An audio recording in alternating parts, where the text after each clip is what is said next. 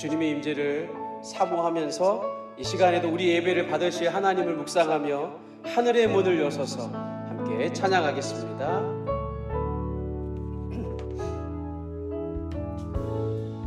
하늘의 문을 여소서, 이곳을 주목하소서. 주를 향한 노래가 꺼지지 않으니 하늘을 열고 보소서.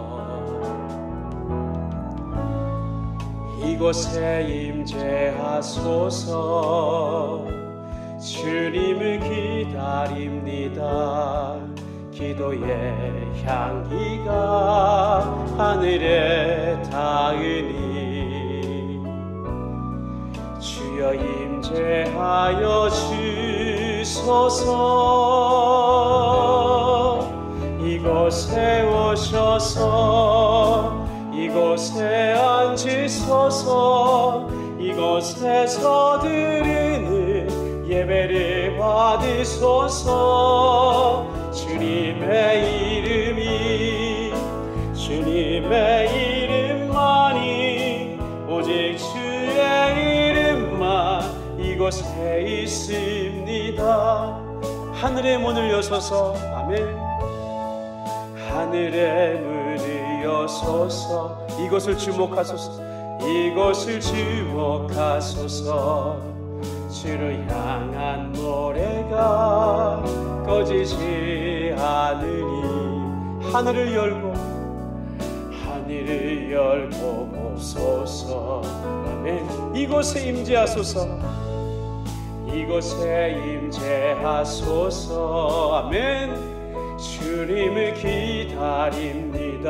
아멘.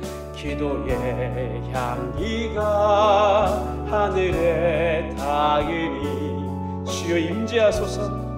주여 임재하여 주소서. 아멘. 이곳에 오셔서 이곳에 앉으소서. 이곳에서 드리는 예배를 받으소서. 주님의 이름만이 오직 주의 이름만 이곳에 있습니다. 이곳에 오셔서 이곳에 앉으소서. 이곳에서 드리는 예배를 받으소서. 주님의 이름만이 오직 주의 이름만 이곳에 있습니다. 오직 주의 이름만 이곳에 있습니다. 내가 지금까지 지내온 것은 우리 주님의 은혜임을 고백하면서 우리 가사를 또 묵상하면서 우리 고백하며 함께 찬양하겠습니다. 내가 지금까지 지내온 것은 주의 은혜라, 주의 은혜라.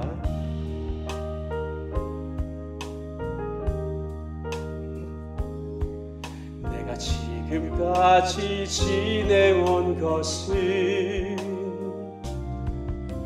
주의 은혜라, 주의 은혜라.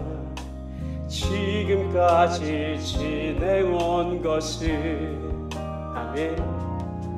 내가 하나님의 자녀 된 것은 주의 은혜라. 아멘. 주의 은혜라, 주의 은혜라.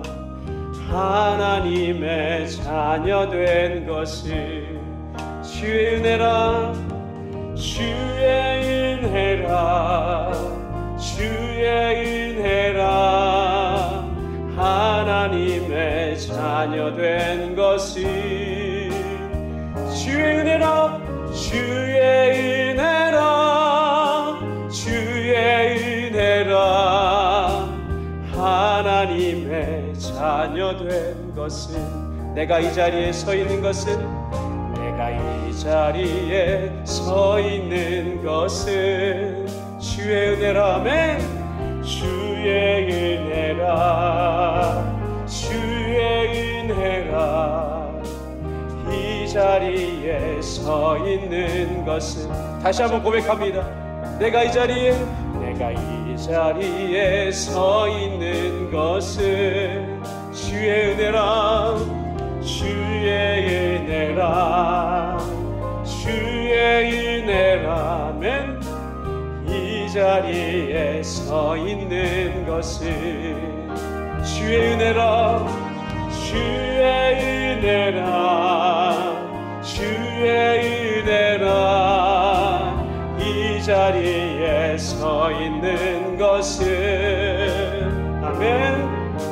주의 은혜라, 주의 은혜라. 이 자리에 서 있는 것은 주의 은혜라, 주의 은혜라, 주의 은혜라. 지금까지 지내온 것은 주의 은혜라면, 주의 은혜라, 주의 은혜라. 이 자리에 서 있는 것은 내가 믿고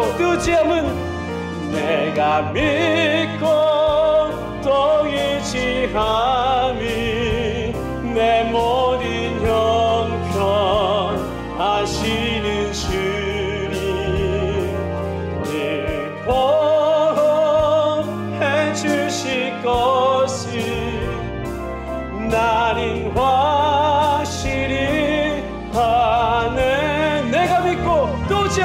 내가 믿고 또 의지함은 내 모든 형편 하시는 주님, 아멘. 늘 보호해 주실 것을 나는 확실히 아네. 하나님의 은혜로, 하나님의 은혜로 있을 때 없는 자, 왜 구속하여 주는지 난 알 수 없도다. 내가 믿고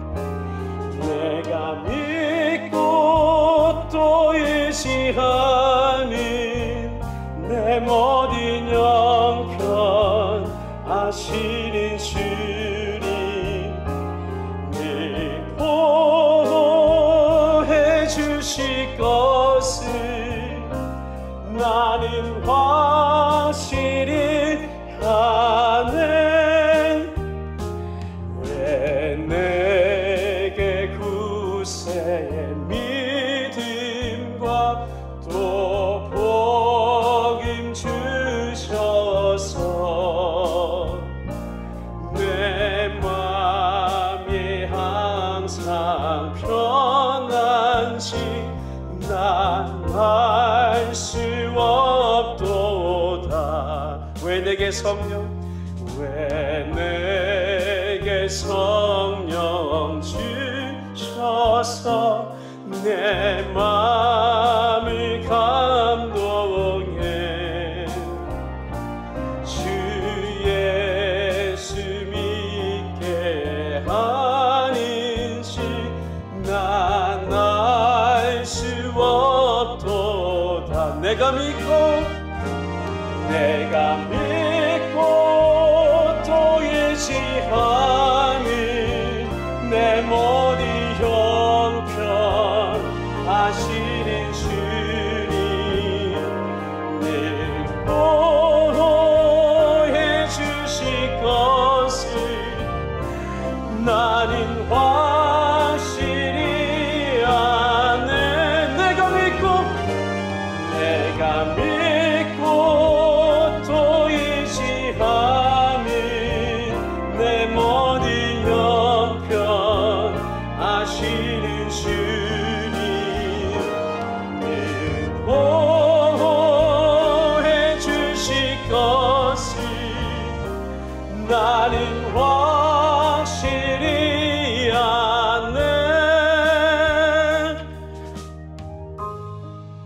시간 주님의 은혜를 구합시다. 하나님, 이 예배 시간에 주님의 은혜를 구합니다.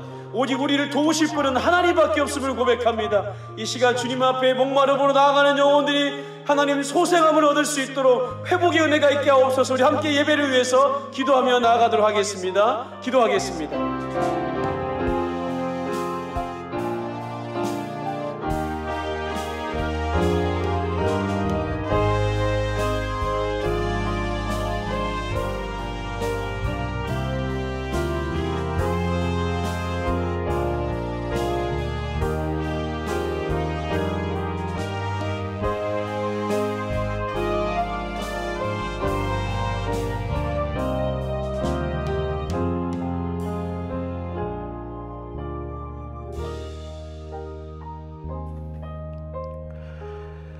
무릇 시온에서 슬퍼하는 자에게 화관을 주어 그 죄를 대신하며 기쁨의 기름으로 그 슬픔을 대신하며 찬송의 옷으로 그 근심을 대신하시고 그들이 의의 나무 곧 여호와께서 심으신 그 영광을 나타낼지라. 하나님, 우리의 슬픔이 세상을 향하여 어떤 세상 사람들의 무릎 앞에 흘리는 눈물이 아니라 주의 전에 주의 제단 앞에 나와 주님의 임재 안에서 기도 안에서 흘리는 눈물과 부르짖음이 될 수 있도록 하나님 도와주옵소서. 그리하여 슬퍼하는 자에게 화관을 주고 그 죄를 대신하여 기쁨으로 기름으로 그 슬픔을 대신하시고 찬송으로 그 근심을 대신하시는 그 여호와 하나님을 우리가 경험하게 하여 주옵소서. 이 시간 여러 가지 많은 문제로 여러 가지 많은 인생의 슬픔과 질고를 가지고 주 앞에 엎드려 예배하는 이들의 마음속에 하나님이 주시는 기쁨과 또한 그 주님으로 말미암아 우리의 인생에 찬송의 옷을 입혀주시는 주의 은혜를 경험하는 이 예배의 시간 되게 하여 주옵소서. 오직 하나님께만 영광 올려드리고 오직 하나님께만 집중하며 우리의 온 마음과 정성과 뜻을 다하여 주님 앞에 예배하는 저희들 모두가 될 수 있도록 하나님 붙들어 주시옵소서. 예수님의 이름으로 기도하옵나이다. 아멘. 찬송가 435장 나의 영원하신 기업, 우리 찬양하시면서 준비한 예물, 우리의 마음을 또한 하나님 앞에 봉헌의 시간을 갖도록 하겠습니다.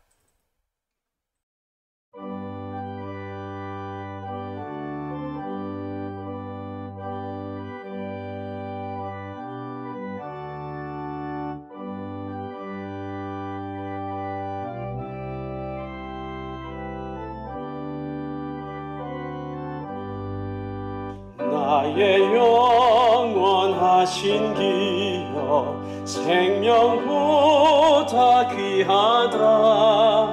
나의 갈 길 다가도록 나와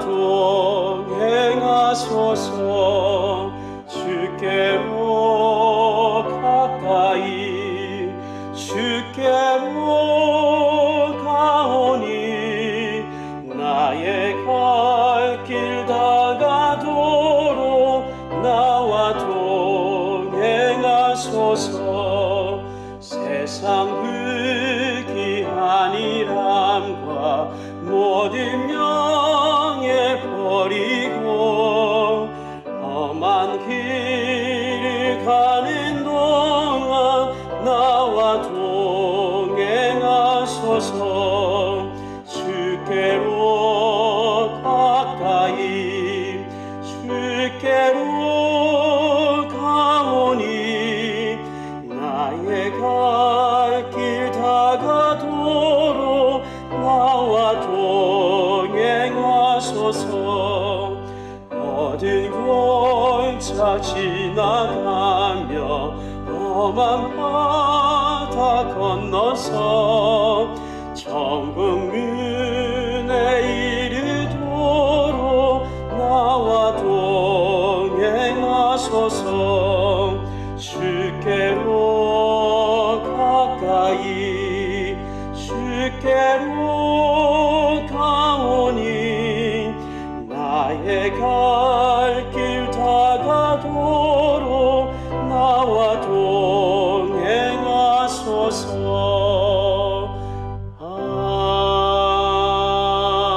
아멘.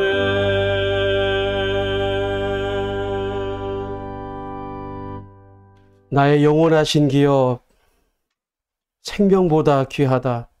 나의 갓길 다 가도록 나와 동행하소. 주께로 가까이 주께로 가까이. 나의 갓길 다 가도록 나와 동행하소서. 하나님, 이 가사의 고백처럼 우리의 인생에 주께로 가까이 더 가까이 나아가기를 원하며 나의 갓길 다 가도록 우리의 인생길을 인도해 주시기를 간절히 구합니다. 주님 없는 우리의 삶은 아무것도 아님을 고백합니다. 주님 없는 우리의 삶은 절망과 좌절밖에 없음을 고백합니다. 어느 곳에서도 어떠한 상황 속에서도 소망을 찾을 수 없는 것이 바로 주님 없는 삶임을 고백합니다. 하나님, 이 시간 주를 붙듭니다. 강하게 주를 붙들고 이 인생길 걸어가기를 원합니다. 이 시간 예배하는 이들 가운데 믿음이 연약하여진 분들에게 주여 믿음을 주시고 성령의 충만함을 주시고 감동 감아 주셔서 주님을 알만한 믿음을 주시고 주님이 주시는 그 은혜를 받을 만한 심령이 되게 하시고 주님을 향한 더 간절하고 갈급한 마음으로 주를 바라보는 저희들 모두가 될 수 있도록 인도하여 주옵소서. 한 주간 살아오는 동안 하나님, 참으로 많은 인생의 질고와 어려움을 겪고 있는 주의 백성들, 당신의 사랑하는 아들, 딸들을 기억하여 주셔서 이 예배를 통하여 위로받게 하시고 세임 얻게 하시고 우리가 무엇을 붙들며 우리가 무엇을 생각하며 무엇을 위해 기도할 바를 알고 깨닫는 이 시간 될 수 있도록 도와주옵소서. 또한 이 시간 주의 앞에 하나님 예물로 올려드리는 사랑하는 주의 백성들 기억하여 주옵소서. 주 앞에 우리의 마음을 드리고 우리의 시간을 드리며 우리의 물질의 일부를 주 앞에 드리며 봉헌의 예물을 올려드립니다. 하나님, 우리의 시간과 건강과 또한 우리의 물질과 우리의 마음을 받아 흠양하여 주옵소서. 우리의 헌신이 하나님의 영광이 되게 하여 주시고 우리의 물질도 하나님의 영광이 되게 하여 주시고 우리의 시간도 온통 하나님의 영광만이 되게 하여 주옵소서. 하나님, 먹든지 마시든지 주의 영광만을 구하며 살아가는 저희들의 삶의 일생이 되게 하여 주옵소서. 특별히 땅에 살아가는 동안 물질의 문제로 어려움 당하지 아니하도록 주의 사랑하는 백성들의 삶을 윤택하게 하시고 복내려 주시옵소서. 또한 이 물질이 우리의 인생의 삶의 우상이 되지 않도록 하나님, 이 물질의 자유함을 주시고 물질을 다스리고 사용할 수 있도록 넘치도록 하나님 부어주셔서 주의 영광을 드러내는 우리의 삶이 되게 하여 주옵소서. 오늘도 주의 말씀을 듣습니다. 주시는 말씀이 우리 모두에게 들리는 하나님의 음성이 될 줄로 믿사오며 예수님의 이름으로 기도하옵나이다. 아멘.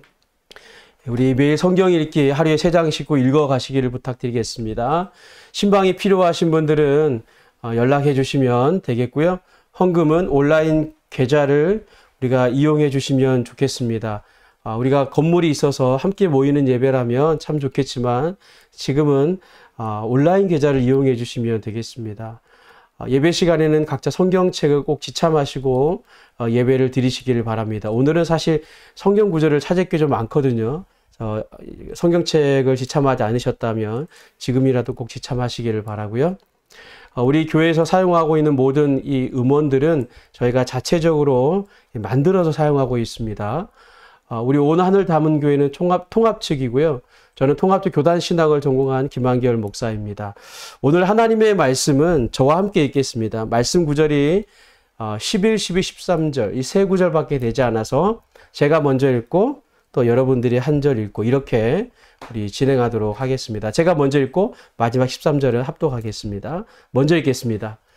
바리새인들이 나와서 예수를 힐난하며 그를 시험하여 하늘로부터 오는 표적을 구하거늘 깊이 탄식하시며 이르시되 어찌하여 이 세대가 표적을 구하느냐 내가 진실로 너희에게 이르노니 이 세대의 표적을 주지 아니하리라 하시고 우리 함께요. 시작. 그들을 떠나 다시 배에 올라 건너편으로 가시니라. 아멘. 할렐루야. 한 주간 평안하셨죠? 예, 오늘도 예배에 함께하신 여러분 모두를 환영하고 축복합니다. 우리 주변에 누가 계시면 우리 인사하시고요. 저랑 인사하겠습니다. 사랑합니다. 축복합니다. 예, 사랑합니다. 축복합니다. 오늘 말씀을 가지고 우리 모두에게 주시는 하나님의 은혜가 있음을 우리가 기대하고 소망하는 마음으로 말씀을 좀 듣도록 하겠습니다. 마가복음은 크게 두 부분, 그러니까 전반부와 후반부로 나눌 수가 있습니다. 전반부와 후반부를 가르는 그 경계 지점에 있는 사건, 그러니까 전반부와 후반부를 나누는 이 중간에 있는 경계 지점에 있는 사건이 뭐냐면 마가복음 8장 29절에 있는 말씀인데요. 이 마가복음 8장 29절 말씀에 보면 어떤 내용이 있냐면 베드로가 예수님에 대해서 주는 그리스도이십니다라는 고백이 있습니다. 마태복음에서는 주는 그리스도시요 살아계신 하나님의 아들이십니다라는 고백이 있죠. 같은 이야기입니다. 이 이야기가 마가복음 8장 29절에 있습니다. 근데 이 베드로의 고백이 어디에서 이 고백이 일어났냐면 가이사랴 빌립보라고 하는 지역에서 이 베드로가 이런 예수님에 대해서 이런 고백을 합니다. 가이사랴 빌립보라는 곳은 어떤 곳이냐면 이스라엘의 영토상 맨 북단 끝 지점에 있는 헐몬산과 그 아래에 있는 갈릴리 호수 그 사이, 헐몬산과 갈릴리 호수 이 사이에 가이사랴 빌립보라는 도시가 위치해 있었습니다. 이 도시는 헤롯의 아들, 헤롯 대왕의 아들이었던 헤롯 2세 빌립, 이 빌립이 그 당시 로마의 황제였던 황제 가이사 아우구스토라고 하는 그 이름과 자신의 이름을 합쳐서 이름한 도시가 바로 가이사랴 빌립보입니다. 이곳은 헬라 문화가 지배해 있었던 곳이었고요. 그리고 이방인들이 주로 대부분 거주하며 살았던 위치상으로는 이스라엘 영토 안에 있었지만 이방 땅이었습니다. 바로 이 이방 땅, 로마의 중심지였던 이 이방 땅 한가운데서 베드로가 예수님에 대해서 주는 그리스도이십니다. 예수님 당신은 하나님이 보내신 메시아이십니다. 라고 베드로가 과감하게 선포하고 고백했던 것입니다. 바로 이 고백, 이 베드로의 고백을 기점으로 해서 마가복음은 전반부와 후반부로 나눌 수가 있는 것입니다. 여러분, 근데 베드로의 고백이 있기 이전의 내용을 보면요. 예수님께서는 끊임없이 자신을 감추셨습니다. 병고침을 받은 사람들, 귀신에 억압받았다가 이 귀신으로부터 해방됐던 사람들이 고침받고 해방됐던 이들이 예수님에 대해서 그리스도이심을 고백할 때마다 사람들에게 전할 때마다 예수님께서는 적극적으로 그들의 입을 막으셨고 예수님은 자신을 숨기셨습니다. 그런데 가이사랴 빌립보에서 베드로의 고백이 있고 난 이후부터는 비로소 예수님께서 자신의 메시아 되심을 드러내놓고 이제 말씀하기 시작하시는 거예요. 그래서 베드로의 고백과 고백 이유를 전반부와 후반부로 마가복음을 나눌 수 있다는 것입니다. 이 베드로의 고백이 있고 난 이후에 그 바로 다음의 말씀, 마가복음 8장 31절 말씀에 보면 이렇게 예수님이 말씀하시죠. 인자가 많은 고난을 받고 장로들과 대제사장들과 서기관들에게 버림바 되어 죽임을 당하고 사흘 만에 살아나야 할 것을 비로소 그들에게 가르치셨다라고 말씀하시죠. 여러분 근데 보십시오. 이 말씀을 보면 예수님께서 자신의 메시아 되심을 비로소 드러내시고 가르치시는데 예수님 말씀하시는 그 메시아는 어떤 모습의 메시아를 언급하고 있습니까? 말씀을 보면 그 메시아는 버림받고 고난받고 죽게 될 메시아를 소개하고 있습니다. 물론 여기 말씀에 보면 그 뒤에 보면 사흘 만에 다시 살아날 것도 말씀하고 계시지만 사실 이 사흘 만에 다시 살아날 것이다 라고 하는 이 표현은 유대 배경에서 자라났던 이 제자들, 유대인들이죠. 이 제자들의 입장에서는 이 말이 전혀 귀에 들리지 않는 내용입니다. 왜냐하면 당시 사두개인들은 부활을 믿지는 않았지만 이 바리새인들, 그러니까 일반 유대 백성들은 이 바리새인의 영향력 안에 있었거든요. 그러다 보니까 당시 일반 유대인들은 부활을 바리새인들이 믿었던 것처럼 믿었습니다. 하지만 그들이 믿었던 부활은 역사의 마지막 날에 일어날 것으로 생각한 부활이었어요.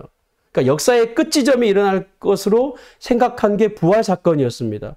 그 마지막 날에 의인들이 한꺼번에 일어날 것이다. 무덤에서 일어날 것이다. 그러니까 하나님의 말씀, 이 율법의 말씀을 지키는 것 때문에 순교한 의인들이 역사의 마지막 날이 되면 한꺼번에 부활할 거라고 하는 이른바 일괄 부활에 대한 믿음이 있었습니다.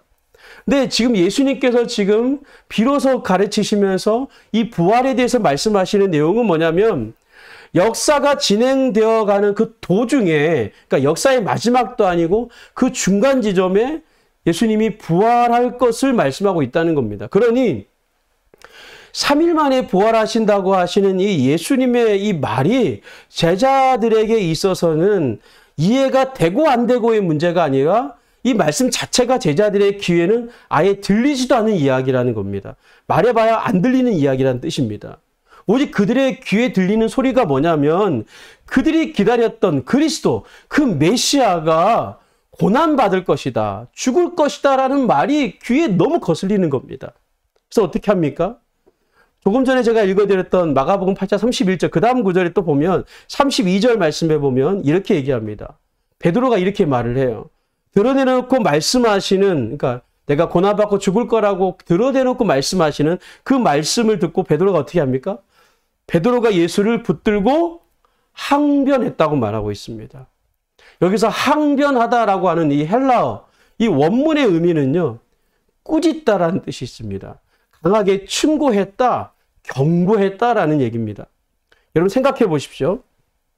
지금 이 상황은요, 지금 베드로가 당신은 그리스도이십니다, 메시아이십니다라고 고백한 상황입니다. 근데 예수님께서 네가 고백한 그 메시아인 나는 고난받을 거고 결국 죽임을 당할 거라고 얘기를 하고 있는 겁니다. 그래서 베드로가 어떻게 합니까? 예수님을 붙들고 항변했다는 겁니다. 여기서 붙들다라는 말의 원문의 의미, 어감을 그대로 살리면 예수님을 데리고 어느 한쪽으로 데리고 갔다는 얘기예요. 한쪽을 끌고 갔다는 뜻입니다. 무슨 얘기인가? 이 말씀의 의미는 이런 겁니다. 베드로가 예수님을 한쪽으로 끌고 가서 세워놓고 어떻게 해요? 예수님을 향해서 항변했다. 그러니까 세워놓고 예수님을 향해서 꾸짖었다, 경고했다, 엄하게 충고했다. 그런 얘기가 되는 겁니다. 여러분 이 상황이 여러분 한번 상상해 보십시오. 여러분 이게 상상이 되는 일입니까? 이게 가능한 일입니까? 여러분 어떻게 베드로가 예수님을 끌고 가가지고 어느 한쪽에 세워놓고 강하게 충고하고 꾸짖고 경고할 수 있습니까? 어떻게 이런 일이 베드로에게서 베드로가 예수님에게 어떻게 이런 일을 할 수 있습니까? 그 이유는 베드로가 그렇게 강렬하게 고대했던 그 메시아가 예수님이라고 생각했는데 그 예수님이 뭐라고 얘기했습니까? 고난받을 거다, 나는 죽을 거라고 얘기한 것 때문입니다. 그래서 베드로가 예수님을 한쪽에 데려다 놓고 꾸짖은 겁니다. 강력하게 경고하고 충고한 겁니다. 죽으면 죽으라고 하는 그 신용까지 할 수 있었던 그 베드로가, 예수님을 따라했던 그 베드로가 이게 수틀리니까, 이해관계가 달라지니까, 기대했던 메시아와는 너무, 내가 생각했던 메시아와는 너무 다르니까 이 베드로가요, 예수님에 대한 그 자신의 본색을 드러낸 것입니다. 여러분, 베드로가 가이사라 빌립보에서 이 이방 땅에서 주는 그리스도이십니다라고 했던 이 고백 이후부터 여러분 예수님의 여정은 어디로 향하냐면요, 이제 본격적으로 예루살렘으로 향하기 시작해요. 주는 그리스도이십니다라고 하는 이 고백 이후부터, 그리고 자신을 드러내놓고 그리스도이심을 말하는 그 이후부터 어디를 향한다고요? 그 여정이 예루살렘을 향해 예수님께서 발길을 본격적으로 돌리기 시작을 합니다. 그리고 이 가이사라 빌립보라는 이 이방 땅에서 베드로가 예수님의 메시아 되심에 대한 고백의 이 사건이 전반부를 매듭짓는 마지막 이야기라면 후반부를 매듭짓는 마지막 고백은 누구의 고백인지 아십니까? 로마 백부장의 고백이에요. 이 로마 백부장이 십자가에서 운명하시는 예수님의 모습을 보면서 이런 얘기를 해요. 마가복음 15장 39절 말씀에 보면 이 로마 백부장이 이렇게 고백합니다. 제가 읽어드리겠습니다. 예수를 향하여 섰던 백부장이 그렇게 숨지심을 보고 이르되 이 사람은 진실로 하나님의 아들이었도다 하더라. 그러니까 베드로의 그 가이사라 빌립보에서 베드로의 고백과 그리고 예수님께서 운명하시는 장면을 보면서 했었던 로마 백부장의 이 고백, 이 전반부와 후반부를 매듭짓는 이 두 개의 고백은 굉장히 중요한, 마가복음에서 중요한 고백입니다. 그런데 이 베드로의 고백과 이 로마 백부장의 고백에 공통점이 있습니다. 이 중요한 그 마가복음의 두 가지의 고백에 중요한 공통점이 있다고요. 그게 뭐냐면 예수님의 진정한 정체성은 오직 고난을 통해서만 드러난다는 겁니다. 아멘. 예수님의 정체성은 오직 뭘 통해서만? 고난을 통해서만 드러난다는 겁니다. 이것을 이렇게 해석할 수 있습니다. 예수님을 따르는 그 영광스러운 부르심을 받은 사람들은 언제든지 예수님의 고난에 동참할 준비가 되어 있어야 한다는 것입니다. 여러분, 오늘 본문은 바로 이러한 이해를 가지고, 이러한 관점을 가지고 오늘 말씀을 묵상할 때 우리는 더 오늘 본문을 통해 풍성한 하나님의 음성을 들을 수가 있습니다. 그러면 이제 오늘 본문 11절, 아까 지금까지 말씀드렸던 이런 이해를 가지고 오늘 본문 11절 말씀을 함께 우리 읽어보도록 하겠습니다. 11절입니다. 시작. 바리새인들이 나와서 예수를 힐난하며 그를 시험하여 하늘로부터 오는 표적을 구하거늘. 제가 여기 색깔을 칠해놨지만 여기에 중요한 세 개의 동사를 우리가 먼저 주목할 필요가 있습니다. 첫 번째는 나오다라는 이 표현이고요. 그 다음에 힐난하다, 그 다음에 시험하다라는 표현입니다. 먼저 이 나오다라고 하는 이 원문의 의미는요, 그냥 예수님께 바리새인들이 다가왔다 그런 그 표현이 아니고요. 이 나오다라고 하는 이 단어의 어감은 어떤 거냐면 군대의 행렬이 앞으로 이게 진군할 때의 그 기세, 이 군대의 기세를 담은 표현이에요. 그러니까 굉장히 위압적인 이 모습을 나타내고 있는 이 표현입니다. 그리고 힐난하다라는 말에 힐난하다는 것은 시비를 걸다는 뜻입니다.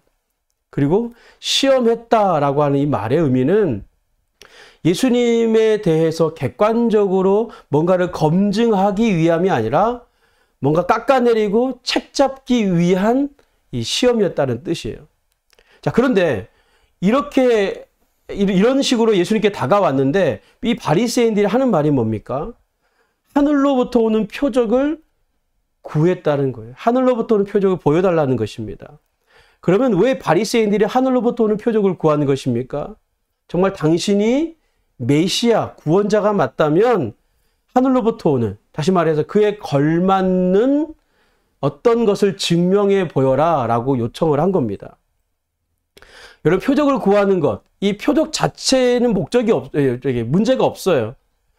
근데 문제는 뭐냐면 표적을 구하는 사람들의 태도입니다.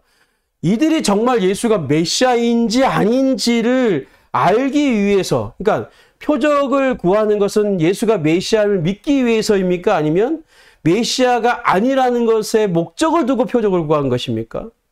당연히 예수가 메시아가 아니라는 것에 목표를 두고 거기에 초점을 두고 표적을 구하고 있다는 것입니다. 그래서 이들이 예수님께 어떻게 다가왔냐면 위협적으로 다가와서 시비를 걸고 그리고 책잡기 위해서 시험한 것입니다. 그래서 예수님께서 12절 같은 반응을 하시는 겁니다. 12절 말씀 우리 함께 읽겠습니다. 시작. 예수께서 마음속으로 깊이 탄식하시며 이르시되 어찌하여 이 세대가 표적을 구하느냐. 내가 진실로 너희에게 이르노니 이 세대에 표적을 주지 아니하리라 하시고, 여기 보시면 예수께서 마음속으로 깊이 탄식하셨다라는 이 표현. 이 탄식하셨다, 마음속으로 깊이 탄식하셨다라는 이 헬라어 원문의 문장을 그대로 직역하면 이렇게 돼요. 그의 영으로 신음했다는 거예요. 근데 여러분, 여기 그의 영으로 신음했다, 우리 성경으로는 탄식했다고 했는데 이 깊이 탄식하다 혹은 신음했다라고 하는 이 헬라어 동사가요, 신약 성경에서는 여기에 사용된 게 유일합니다. 다른 어디에도 안 나오는 동사예요. 그런데 이 동사가 성경뿐만 아니라 고대 헬라어 문헌을 찾아봐도 주석을 보니까 이 동사는 고대 헬라어 문헌 속에서도 30회 정도만 사용될 정도로 거의 사용하지 않는 동사가 오늘 본문에 깊이 탄식하다 혹은 신음하다라는 이 단어입니다. 근데 이 단어의 용례를 살펴보면 이 깊이 탄식하다라는 말의 이 뜻 안에 포함되어 있는 게 뭐냐면 분노나 격앙의 표현이 아니에요. 이 깊이 탄식하다는 것은, 이 말은 실망과 체념이 담긴 탄식이에요. 신음입니다. 다시 말해서 바리새인들을 향해 예수님의 탄식은 체념하는 신음이었다라는 사실입니다. 타락하고 불순종하는 이들에 대해서 예수님이 넌더리를 내시는 예수님의 감정선이 여기에 지금 표현되어 있다는 것입니다. 그럼 왜 이렇게 됐을까요? 어째서 하나님의 나라의 회복을 그렇게도 기다렸던 당시 사람들이 예수님의 메시아 되심을 왜 알아보지 못했을까? 바로 이 질문이 굉장히 중요하죠. 여러분, 이들이 이렇게 행동한 데는 그만한 이유가 있었습니다. 여러분, 지금부터 성경을 좀 찾도록 하겠습니다. 좀 불편하신 분들은 그냥 들으셔도 됩니다. 자, 먼저 시편 2편 말씀인데요. 시편 2편 6절을 보면, 자, 제가 읽어보겠습니다. 내가 나의 왕을 내 거룩한 산 시온에 세웠다 하시리로다. 그러니까 시편 2편의 말씀은 기본적으로 이스라엘 왕, 그러니까 대관식이에요. 왕이 즉위할 때 일으켜졌던 시가 시편 2편이에요. 이 시편 2편은 다른 얘기로 하면 메시아의 예언시, 시온의 왕으로 오실 메시아를 예언하는 예언시이기도 한 게 이 시편 2편입니다. 내용을 보면 1절에서 5절까지의 말씀을 보면 세상의 군왕들이 이스라엘을 멸시하고 조롱하고 하나님을 비웃는다는 내용입니다. 그런데 6절 이후부터의 말씀은 하나님께서 그 이스라엘의 메시아를 세우실 텐데 그 메시아가 세상의 군왕들을 다 심판하실 것이라는 말씀을 하십니다. 그리고 9절 말씀에 가보면 이렇게 얘기를 합니다. 우리 함께 읽겠습니다. 시작. 내가 철장으로 그들을 깨뜨리며 질그릇같이 부수시리라 하시도다. 그러니까 이 말씀은 메시아로 오시는 왕이 철장을 가지고, 그러니까 철제 무기죠. 이 철장을 가지고 오셔서 그들을 어떻게 합니까? 깨뜨리시고 부수신다고 말씀합니다. 이 얘기는 하나님께서 세우시는 메시아, 이스라엘 가운데 세우시는 메시아는 어떤 메시아이냐면 군사적인 힘을 가진 강력한 신적 전사로 심판하시는 메시아의 모습을 예언하고 있는 말씀이에요. 자, 한 군데 더 찾아보겠습니다. 한 군데 더 보겠는데요. 다니엘 7장 13절과 14절인데, 자, 제가 읽어보겠습니다. 내가 또 밤 환상 중에 보니 인자 같은 이가 구름을 타고 와서, 여기 인자 같은 이는 메시아를 가리킵니다. 자, 하늘 구름을 타고 와서 옛적부터 항상 계신 이에게, 누굴까요? 하나님이시죠. 나아가 그 앞으로 인도되매 그에게 권세와 영광과 나라를 주고, 누가? 하나님께서 메시아에게 권세와 영광과 나라를 주고 모든 백성과 나라들과 다른 언어를 말하는 모든 자들이 그 메시아를 섬기게 하였으니 그 메시아, 그의 권세는 소멸되지 아니한 영원한 권세요. 그 나라는 멸망하지 아니할 것이다 라고 말씀합니다. 그러니까 다니엘서의 말씀은 때가 되면 인자가 오실 텐데 그 인자의 모습이 어떤 모습입니까? 여기 말씀해 보면 소멸되지 아니하는 영원한 권세를 가진 왕의 모습으로 소개하고 있습니다. 다시 말하면 강한 힘을 가진 왕의 모습을 이 다니엘이 예언하고 소개하고 있다는 것입니다. 마지막 한 군데 더 찾아보도록 하겠습니다. 하박국 3장입니다. 구약 소예언서이죠. 3장인데 말씀을 좀 길기 때문에 제가 또 읽어드리겠습니다. 여러분 성경책이 있으시다면 하박국 3장 3절 이후의 말씀을 같이 저와 쭉 따라서 읽어보도록 하겠습니다. 제가 말씀을 읽을 때 이 말씀이 어떤 분위기인지를 한번 생각해 보시면서 같이 상상하시면서 이 말씀을 좀 들어보시기를 바랍니다. 제가 3절부터 읽어보겠습니다. 하나님이 대만에서부터 오시며 거룩한 자가 바란산에서부터 오시는도다. 그의 영광이 하늘을 덮었고 그의 찬송이 세계에 가득하도다. 하나님이 대만에서 오신다는 것은 이 하나님은 메시아를 가리킨다고 보시면 돼요. 자, 4절 계속 읽겠습니다. 그의 광명이 햇빛 같고 광선이 그의 손에서 나오니 그의 권능이 그 속에 감추어졌도다. 역병이 그 앞에서 행하며 불덩이가 그의 발 밑에서 나오는도다. 그가 서신즉 땅이 진동하며 그가 보신즉 여러 나라가 전멸하며 영원한 산이 무너지며 무궁한 작은 산이 엎드러지나니 그의 행하심이 예로부터 그러하시도다. 내가 본즉 구산의 장막이 환란을 당하고 미디안 땅의 휘장이 흔들리는도다. 여호와여 주께서 말을 타시며 구원의 병거를 모으시니 강들이 분이 여기심이니까 강들을 노여워하심이니까 바다를 향하여 성냄이심이니까 주께서 활을 꺼내시고 화살을 바로 쏘셨나이다. 주께서 강들로 땅을 쪼개셨나이다. 산들이 주를 보고 흔들리며 창수가 넘치고 바다가 소리를 지르며 손을 높이 들었나이다. 날아가는 주의 화살의 빛과 번쩍이는 주의 창의 광채로 말미암아 해와 달이 그 초소에서 멈추었나이다. 주께서 노를 바라사 땅을 두르셨으며 분을 내사 여러 나라를 밟으셨나이다. 주께서 주의 백성을 구원하시려고 기름 부음 받은 자를 구원하시려고 나오사 악인의 집에 머리를 치시며 그 기초를 바닥까지 드러내셨나이다. 그들이 회오리 바람처럼 이르러 나를 흩으려 하며 가만히 가난한 자를 삼키기를 즐거워하나 오직 주께서 그들의 전사의 머리를 그들의 창으로 찌르셨나이다. 주께서 말을 타시고 바다 곧 큰 물의 파도를 밟으셨나이다.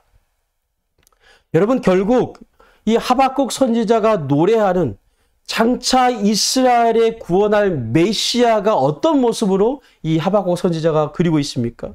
마찬가지로 힘을 가진 전사의 모습으로 오셔서 이스라엘을 구원하실 것이라는 기대가 여기에 이 하박국의 노래에 담겨 있는 겁니다. 다시 말해서 바리새인들이 기다리는 메시아는 앞서 말씀드린 데는 시편에 있는 말씀이나 다니엘이나 방금 이 하박국 선지자가 묘사한 신적 전사의 모습을 가진 메시아를 이 바리새인들이 기다렸다는 것입니다. 아수르와 바벨론과 메데 바사 제국과 헬라 제국과 그리고 로마 제국에 이르기까지 이스라엘은 수백 년 동안 억압 속에 있었습니다.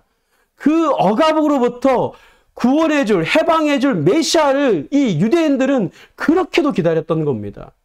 오늘 본문의 바리새인들이 바로 이것을 염두에 둔 상태에서 예수님께 얘기한 겁니다. 네가 정말 메시아이면 하늘로부터 오는 표적을 보여봐라 라고 요청한 것입니다.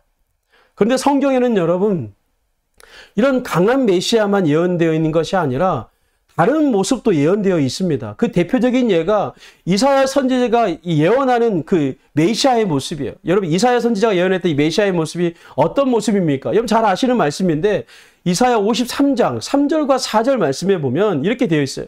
그는 멸시를 받아 사람들에게 버림을 받았으며 간고를 많이 겪었으며 질고를 아는 자라.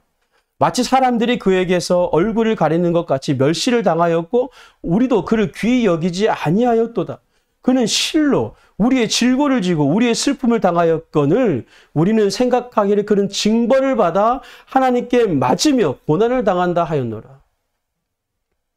여러분, 이사야 선지자는 하나님이 약속하신 메시아가 고난받는 종으로 오실 거라고 이사야는 예언을 했었습니다. 시편과 우리가 아까 봤던 다니엘이나 이 하박국 선지자는 강한 힘을 가지고 있는 만왕의 왕으로서 심판의 메시아를 소개하고 있지만 이사야 선지자는 그와 다르게 정반대의 모습, 그 강한 왕이신 메시아가 이 땅에 오셔서 어떤 모습, 멸시받고 고난받는 종의 모습으로 소개하고 있는 것입니다. 그런데 여러분, 이사야 53장 10절과 11절 말씀에 보면 그 오실 메시아가 고난을 받고 질고를 받는 것에 대해서 이렇게 예언의 말씀을 기록해 놨어요. 10절 말씀을 보십시오. 여호와께서 그에게 상함을 받게 하시기를 원하사. 다시 한번요.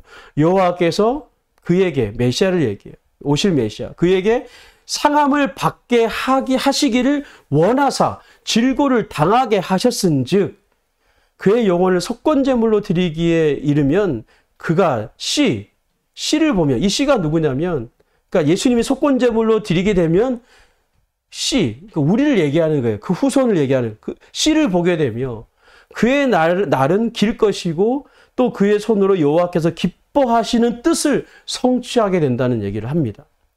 그러니까 예수님께서 상함을 받고 질고를 당하시는 것은 누구의 뜻이라고 말씀하고 있습니까? 이건 다 하나님의 뜻이라는 것입니다.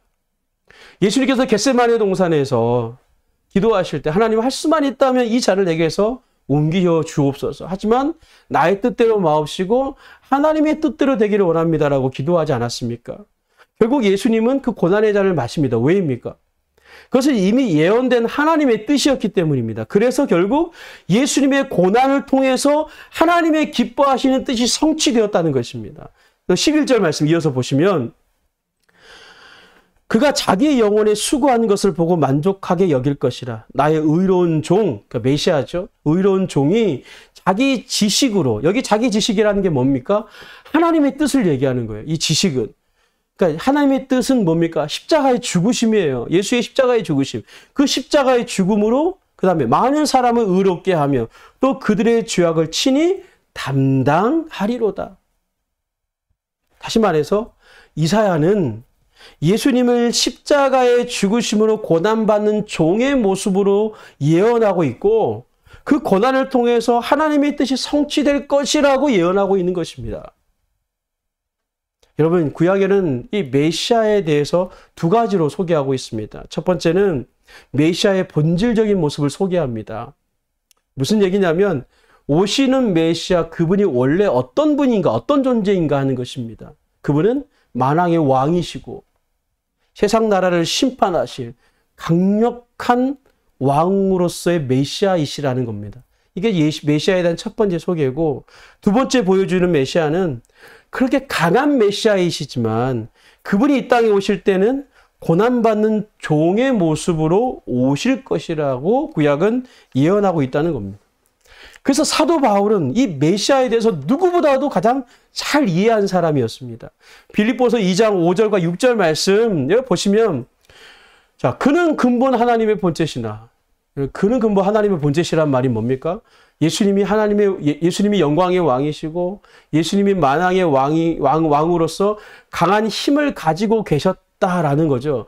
그는 근본 하나님의 본체셨다는 거죠. 근데 하나님과 동등됨을 취할 것을 여기지 아니하시고 오히려 자기를 비워 조의 형체를 가지사 사람들과 같이 되셨고 사람의 모형으로 나타나서 자기를 낮추시고 죽기까지 복종하셨으니 그 십자가에 죽으심이라.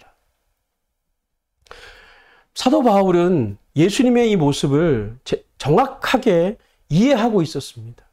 예수님이 하나님의 본체이심을 알았습니다.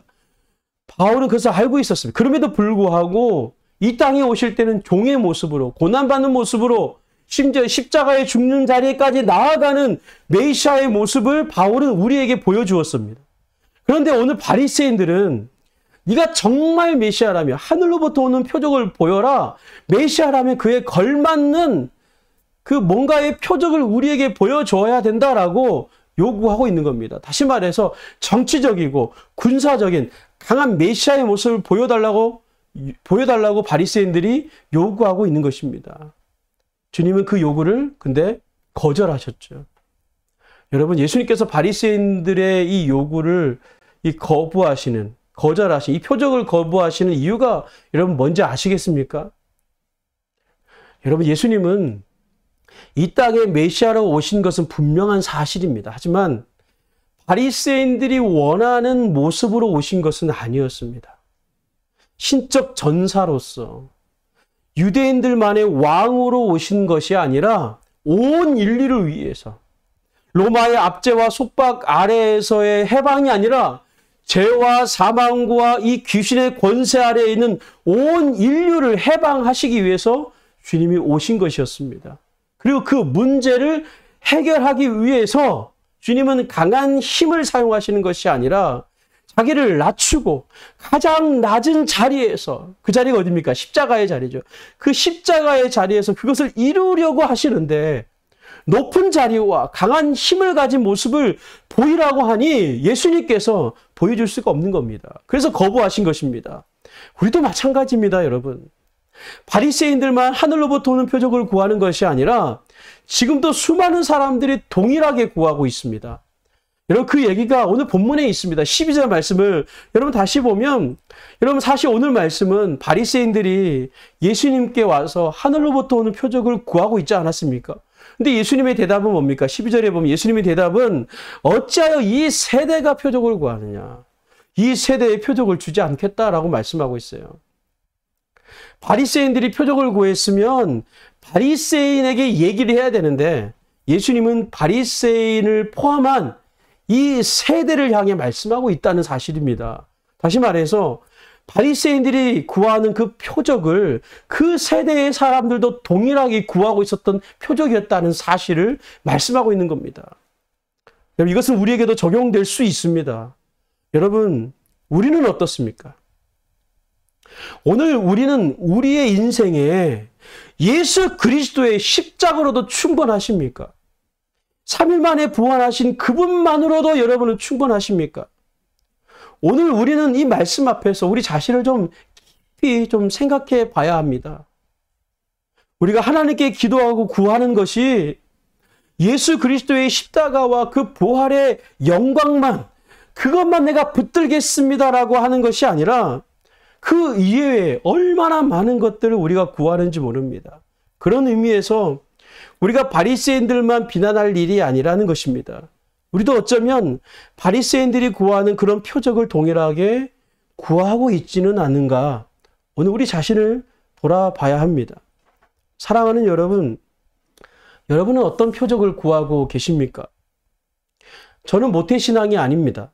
그러다 보니까 지금까지 살아가면서 자주 제가 그렇게 기도를 했던 것 같습니다.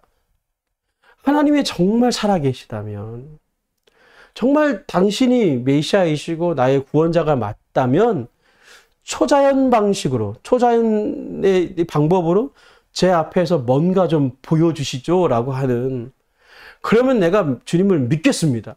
주님께서 하나님이시고 정말 살아계시는 구원자이시라면 뭔가 초자연적인 방법으로 저에게 표적을 보여주시면 제가 정말 주님을 위해서 제 인생 몰빵하겠습니다. 제 인생 다 베팅하겠습니다. 뭐 그런 기도를 전 자주 드렸던 것 같습니다. 여러분, 제가 이런 기도를 드릴 때마다 하나님께서 제 기도를 들어주셨을까요? 안 들어주셨을까요? 예, 비밀입니다. 안 들어주셨습니다. 아마 저와 같은 경험을 하신 분들도 계실 거고 지금 이런 과정에 계신 분들도 계실 겁니다. 그런데 여러분, 이런 신앙적인 문제뿐만 아니라 사실 가정의 문제, 육체의 문제, 그리고 경제적인 문제를 가지고 하나님, 이 문제만 해결해 주시면 제가 하나님 더 잘 믿겠습니다. 이 문제만 하나님 기적적으로 뭔가 해주시면 제 인생 하나님께 더 많이 베팅할게요. 아니, 몰빵할게요. 여러분, 혹시 그렇게 구하고 기도하지 않으십니까? 여러분, 확실하게 기억하시기를 바랍니다. 하나님께서 우리에게 보여주신 유일하고 가장 확실한 표적은 예수 그리스도이십니다. 아멘. 이보다 더 확실하고 더 크고 분명한 표적은 없습니다. 말씀을 맺겠습니다. 전능하신 하나님이신 예수 그리스도가 이 땅에 오실 때 주님은 그 모든 것을 다 내려놓으시고 가장 연약한 모습으로 오셔서 고난받으시고 십자가에 돌아가심으로 우리의 가장 확실하고 분명한 표적이 되어주셨습니다. 이 말씀이 고린도전서 1장 23절과 24절에 정말 정확하게 기록되어 있습니다. 우리 함께 이 말씀을 읽겠습니다. 시작. 우리는 십자가에 못 박힌 그리스도를 전하니 유대에게는 꺼리는 것이요 이방인에게는 미련한 것이로되 오직 부르심을 받은 자들에게는 유대인이나 헬라인이나 그리스도는 하나님의 능력이요 하나님의 지혜니라. 여러분, 여기 말씀, 예수님께서 보이신 십자가가 여기 유대인들에게는 어떤 겁니까? 꺼리는 것입니다. 왜냐하면 신명기 20장 말씀에 의하면 나무에 달려 죽은 자마다 저주할이 있다고 하는 이 말씀 때문에 십자가에 달려 돌아가신 예수님은 꺼리는 것입니다. 십자가는 꺼리는 거예요. 또 이방인에게는 뭡니까? 미련한 것이라고 했습니다. 이 이방인은 헬라인을 가리키는 단어입니다. 헬라인은 지혜와 지식을 추구하는 사람들이에요. 근데 이들의 입장에서 봤을 때 저 십자가에 달려 죽은 저 예수가 어떻게 십자가에 죽어 있는 그 사실 자체가 우리에게 구원이 될 수 있는가? 말이 안 되는 거죠. 그래서 그들의 눈에는 그게 십자가가 미련해 보이는 겁니다. 하지만 부름을 받은, 그러니까 저와 여러분들에게 그 십자가, 그 표적은 뭐가 됩니까? 그 십자가, 그 표적은 하나님의 능력이 되는 것이고 하나님의 지혜가 되는 것입니다. 할렐루야. 여러분, 그 표적을 붙들고 계십니까? 다른 것은 다 안 되더라도 예수 그리스도께서 우리에게 보여주신 유일하고도 완벽하고 또 그것으로도 충분한 그 십자가와 부활의 표적을 붙들고 여러분 끝까지 살아내는 저와 여러분 되시기를 주의 이름으로 축복합니다. 할렐루야. 우리 지난주 함께 했었던 찬양, 우리 하나님의 은혜, 우리 한 번 더 찬양하시면서 찬양하며 우리 기도의 자리로 나아가겠습니다. 우리 함께 찬양하겠습니다. 하나님의 은혜. 나를 지으신 이가 하나님, 나를 부르신 이가 하나님, 나를 보내신 이도 하나님, 나의 나 된 것은 다 하나님 은혜라. 나의 달려갈 길, 나의 달려갈 길 다가도록, 나의 마지막 고을 다하도록, 나로 그 십자가 품게 하시니, 나의 나 된 것은 다 하나님 은혜라. 다시 한번. 나를 지으시니가, 나를 지으시니가 하나님, 나를 부르시니가, 나를 부르시니가 하나님, 나를 보내시니도 하나님, 나의 나 된 것은 다 하나님 은혜라. 아멘. 나의 달려갈 길 다가도록, 나의 마지막 고을 다하도록, 나로 그 십자가 품게 하시니, 나의 나 된 것은 다 하나님 은혜라. 아멘. 한량없는, 갚을 길 없는 은혜, 한량없는 은혜, 갚을 길 없는 은혜, 내 삶을 애워사니, 하나님의 은혜, 나 주저함 없이 그 땅을 밟음도, 나를 붙드시니, 하나님의 은혜, 나를 지으시니가 하나님. 다시 한번 고백합니다. 나를 지으시니가 하나님, 아멘. 나를 부르시니가 하나님, 아멘. 나를 보내시니도 하나님, 나의 나 된 것은 다 하나님 은혜라.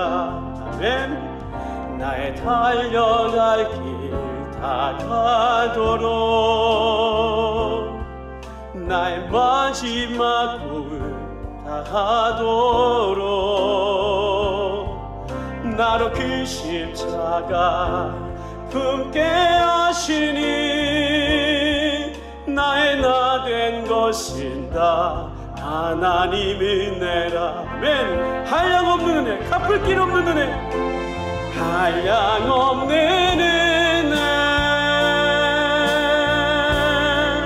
갚을 길 없는 은혜,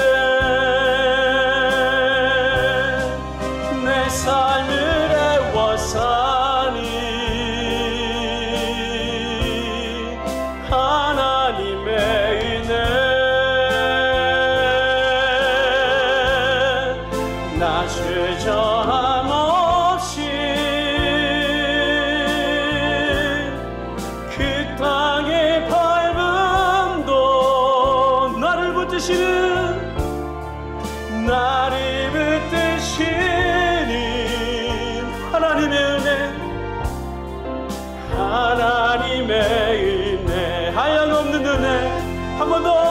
합시다.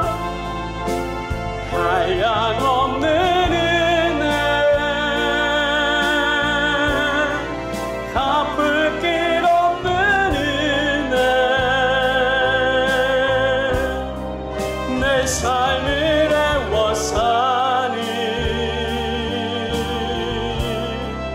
하나님의 은혜. 나 주저함 없이 그 땅의 밟음도 나를 붙드시니 하나님의 은혜.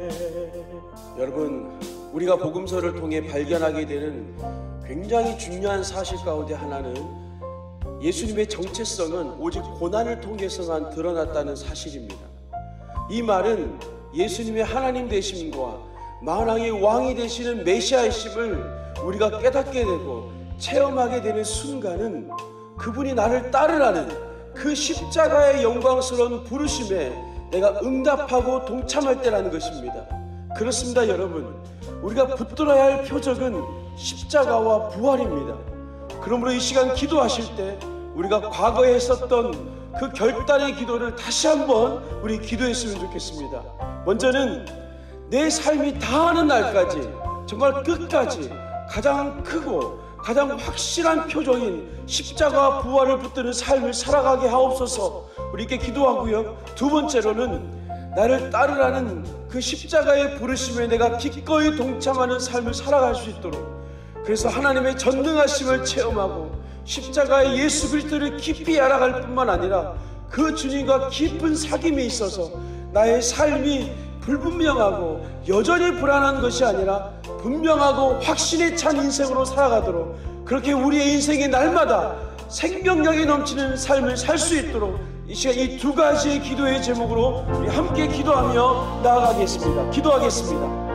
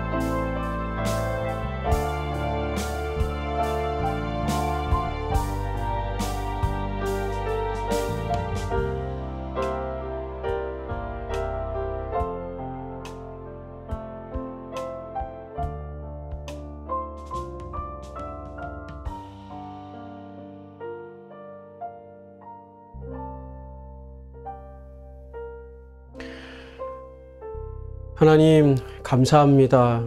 우리가 평생 그 십자가를 붙들며 살아가게 하시고 평생 주님의 그 부활의 표적을 바라보며 더 신뢰함으로 이 땅에서 믿음으로 승리할 수 있도록 인도하여 주옵소서.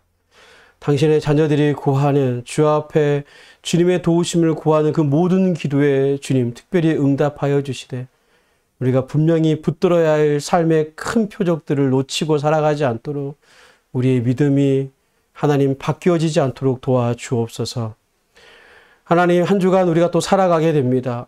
믿음 없는 삶을 살아가지 않도록 도와주시고 주님을 놓치는 삶을 살아가지 않게 하시며 십자가 바라보며 또한 부활의 소망을 고대하고 기대하며 신뢰하며 또 한 주간도 믿음 안에 승리함으로 기쁨과 감사와 감격이 있는 한 주간의 삶이 될 수 있도록 인도하여 주옵소서. 이제는 우리 주 예수 그리스도의 은혜와 하나님 아버지의 사랑과 성령님의 교통하시고 충만하신 은혜의 역사가 표적을 구하는 시대의 사람들과 똑같은 것을 구하는 것이 아닌 우리의 분명하고 가장 확실한 표적인 십자가와 부활을 우리가 놓치지 않은 삶을 살고 그것을 붙들며 살아가되 또한 우리의 삶 속에 필요한 것들, 위급한 것들을 주 앞에 구하며 나아갈 때에 하나님의 응답하심을 믿고 소망하는 사랑하는 주의 백성들 한 분 한 분 머리 위에 그리고 가정 위에 또 이 나라 이 민족이 위해 교회 위에 이제부터 영원토록 함께 하시기를 간절히 축원하옵나이다. 아멘. 감사합니다. 한 주간도 이런 평안하시기를 부탁하고요. 바라고 또 혹시나 여러분 신방이 필요하시거나 뭐 저랑 통화할 일이 있으시거나 하시면 연락을 해주시면 제가 공손히 받도록 하겠습니다. 언제든지 환영입니다. 사랑합니다. 한 주가 평안하십시오. 감사합니다.